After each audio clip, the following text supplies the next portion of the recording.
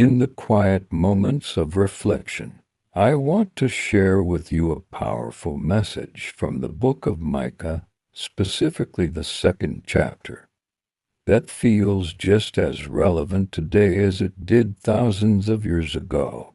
Imagine lying awake at night, your mind racing with schemes and plans. But these aren't just any plans, they're designs meant to take advantage of others, to exploit those who can't defend themselves. This is exactly what Micah was addressing when he spoke of those who plot evil on their beds. Woe to those who plan iniquity, to those who plot evil on their beds. These words from Micah 2:1 cut straight to the heart. Think about that for a moment. While most rest peacefully, some spend their nights devising ways to harm others. And it gets even more specific in verse 2. They covet fields and seize them, and houses, and take them. They defraud people of their homes. They rob them of their inheritance. Does this sound familiar? Even today, we see similar patterns: corporate greed, predatory lending, housing discrimination. But here's the thing: this isn't just ancient history or religious text. It's a mirror reflecting our modern world.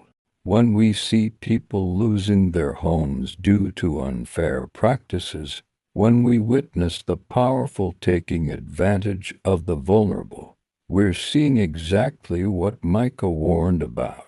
The message is clear. Peace isn't just the absence of conflict. True peace can only exist where there's justice. When we allow injustice to thrive, when we turn a blind eye to exploitation, we're not just failing those directly affected, we're poisoning the very foundation of our society. So, what's our role in all this? We can't just shake our heads and move on. We need to actively work for justice, whether it's speaking up against unfair practices, supporting organizations that fight for equality, or simply refusing to participate in systems that exploit others. Every action matters. Remember, those who plot evil may seem to prosper in the short term, but justice has a way of prevailing.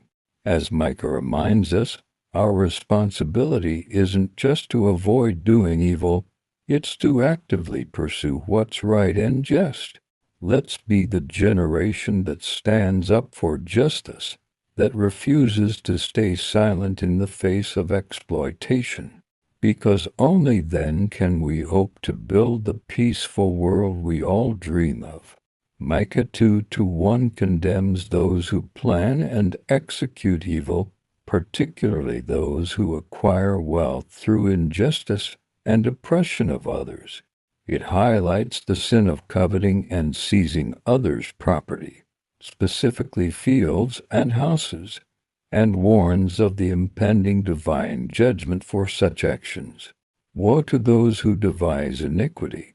This phrase introduces the condemnation of individuals who not only commit evil acts but actively plan and scheme to do so, and work evil upon their beds. This emphasizes that these individuals are not just passively thinking about evil, but actively plotting and strategizing how to carry out their wicked plans. Even in their leisure time, when the morning is light, they practice it. This highlights the swift and deliberate execution of their evil plans, indicating a lack of remorse or hesitation. Because it is in the power of their hand, this indicates that their actions are driven by their own power. Micah is a prophet at around the same time as Isaiah, and has come to prophesy punishment to those who are behaving in an unjust manner. Just because a person has the power or authority to act unjustly doesn't mean that he should. One might think that harassment or schemes to defraud people of their property or their inheritance are something new, but Micah lets us know that these things have been going on since antiquity.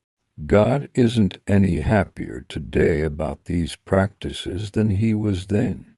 Micah made known God's displeasure to the kings and leaders of the day.